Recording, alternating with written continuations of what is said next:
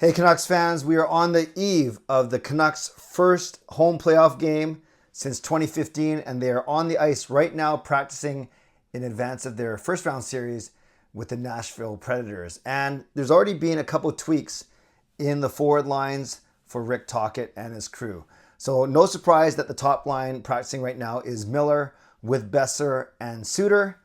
No, like I said, no surprise there. That line has been together for the past few games, and they were together for a lot of the first half of the season. On the second line, PD is a new line mate. It's Elias Pettersson with Niels Höglander. Those two guys won't be separated, but it's Sam Lafferty. Sam Lafferty is playing on the right side now. You guys might remember Lafferty actually played with PD in the first couple months of the season because Lafferty had such a good start to the season, and they elevated him to the top six role. In fact, I remember seeing him at a game, the Edmonton game, where I believe he was line mates with PD and Kuzmenko, if I'm not mistaken. Regardless, it is Pettersson, Höglander, and Lafferty. Lafferty bringing some speed to that unit. Then the third line, our new Old Faithful line, hopefully our defensive stopper line, and hopefully our X Factor line. It's Elias Lindholm between Dakota Joshua and Connor Garland. And then our fourth line of Teddy Bluger, Mikheyev, who drops from the second line to the fourth line, and Phil DiGiuseppe, not Vasily Podkolzin, but Phil DiGiuseppe. And Rick Tocchet was, Jeff Patterson tweeted that Rick Tocchet was working with Podkolzin one-on-one before today's practice started, so maybe a hint that indeed he will not be in the starting lineup for tomorrow's series opener. And then on defense, the same six: Hughes, Hronek, Soucy and Myers, and then Zadorov and Cole. That means extras at practice for Podkolzin and Oman, your two extra forwards. Noah Juleson, and I'm not sure if Mark Friedman actually practiced today, but maybe not after blocking that big shot on Thursday night in the season finale. So again, no changes on D. Obviously, the goalies are Demko and DeSmith, but the forward lines are what we should really take note of: Miller, Besser, Suter, Pettersson, Höglander, Lafferty, Lindholm, Joshua Garland, Bluger, Phil DiGiuseppe, and Ilya Mikheyev. So when you look at that, I'd say even more so now, I like the fact that Canucks basically with Lindholm on the third line with Joshua and Garland. You didn't really talk about the Canucks having a top six. You talked about them having a top nine because they spread out all the wealth kind of thing. Because is Suter a first line player with Miller and Besser? I'm not sure. Is Mikheyev a second line player even right now with Pettersson and Höglander, and then of course Lindholm, Joshua Garland. So we could talk about the Canucks having a good top nine as opposed to a good top six. But now with Mikheyev being put down on the fourth, Lafferty being put up to the second, you could argue from a skill perspective, it's even more spread out now with Mikheyev on the fourth line. But obviously, and Mikheyev and Lafferty both have pretty Northwest games, direct speed. But maybe the Canucks are looking for something different on Pettersson's side, maybe to even open things up a tiny bit more from Lafferty, a more physical player, obviously, than Ilya Mikheyev. So lots to digest there. Overall, I think there's a couple things to me. I think Miller's going to be a beast. I really do. I hope there's so many things to consider. And we can say something about every player, but I won't for the sake of brevity. But we need Miller to be a beast. We need Pettersson to step up, and we need Lindholm to really prove his worth. So I basically talked about the three centers there, but naturally the three centers will drive how well the Canucks do. Now, I know a lot has been made. This is going to become a de facto series preview, but a lot has been made about Nashville, how good they've been since they canceled their trip to see U2 at the Sphere in Vegas. And they went on that crazy run, 18 straight games with points in February and March. But in their last 10, they've been 4-5-1. The Canucks were 5-4-1. So both teams were basically 500 for the last 10 games. So it's not like Nashville's entering the playoffs with all this momentum and the Canucks are sputtering. In fact, I would argue, even despite the loss, the Canucks have a lot more confidence now with Thatcher Demko back in the pipes. The other thing is, everyone talks about how good Nashville's offense has been in the last part of the season, which is true. But they failed to bring up that the Canucks defense, especially their 5-on-5 defense, is among, if not tops, in the entire league. And maybe you don't think that because you worry about sometimes DeSmith or Shilov's in net when Demko was out.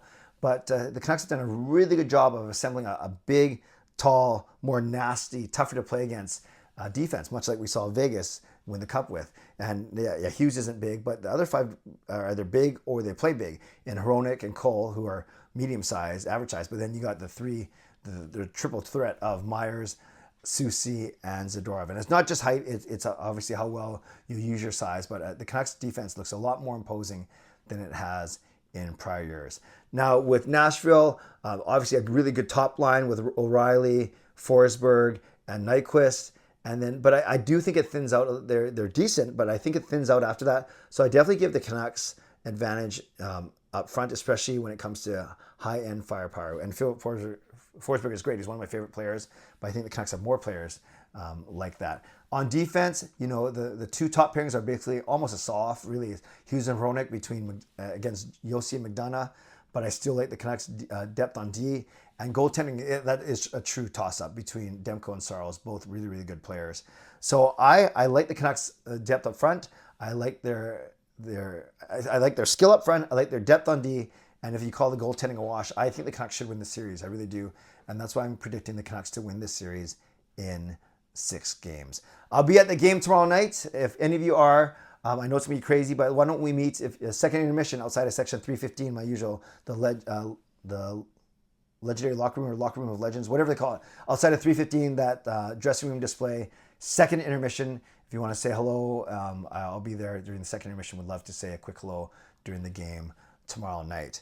So I got Canucks in 6, and those are my reasons why I think more skill up front, better depth on D, and goaltending is a soft. Of course, we talk about special teams, injuries, all those things, but right now I'm just talking on paper and from what I've seen. Obviously, I don't know the Nashville Predators as much. I know the Vancouver Canucks, but I do like the Canucks in 6. A lot of people are picking the Canucks. They don't think they should have a lot of problem with the Predators, but also I see a lot of people picking the Predators actually to flat out win, including some of mainstream media. So we will see what happens. I'm just so excited to be in the arena tomorrow night. I'm not doing a true. I'm not doing a bracket. I'm not posting a video about a bracket. I'll give you my predictions real quick right now. But I do want to invite you to join my NHL playoff confidence pool. It's the one I do every year. Last year we had 65 entrants, payout of $600, $575 for the top spot. I think the pool is going to be even bigger this year. So it's in my description, and you have until Monday at 4 p.m. to join it.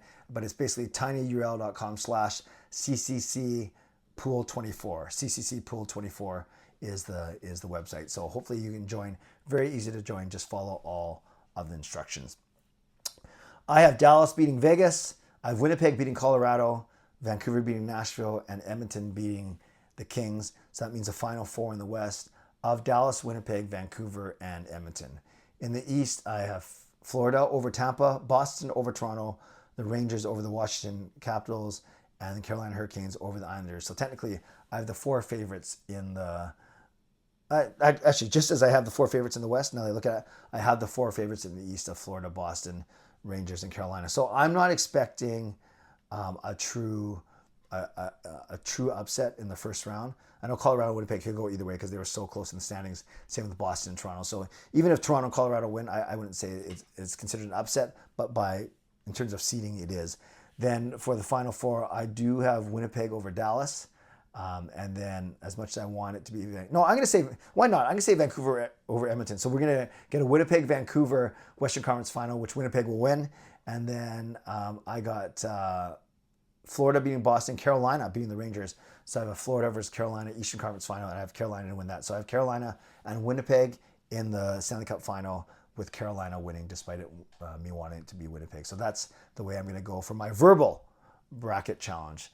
So Canucks fans, let me know. Let me know how you're feeling right now. Let me know how you're feeling about those tweaks to the forward lines, and especially let me know how you're feeling heading into tomorrow night's game. So I'll probably do one more quick vlog tomorrow before I go to the game. I got a hockey pool at 2, so I have to do it in the afternoon before I go to the hockey pool, because I'm going straight from the hockey pool to the Canucks game.